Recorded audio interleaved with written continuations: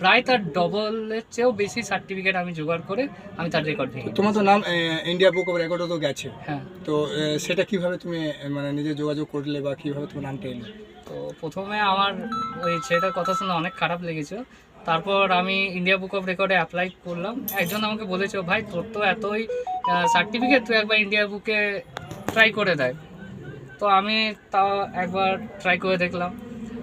দেখছি যে এতগুলো সার্টিফিকেট জানি না আমার হবে কি হবে না, কারণ আমার চেয়েও তো ভালো ভালো ছেলেমেয়ে হতে পারে পুরো অল ইন্ডিয়ার মধ্যে।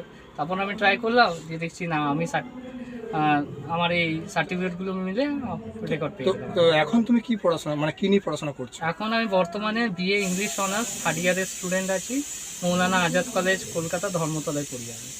তো তোমার এখন তারপরে কি লক্ষ্য রয়েছে? এখন লক্ষ্য রয়েছে চাকরি বাকরির দিকে একটু জোগাড় লাগানোর, কারণ আমার মা একাই লোকের বাড়িতে বাসন মেজে কাপড় কেচে এসব করে আমাকে মানুষ করেছে। তো একটু ফাইন্যান্সিয়ালি ইন্ডিপেন্ডেন্ট হওয়ার চিন্তা আছে।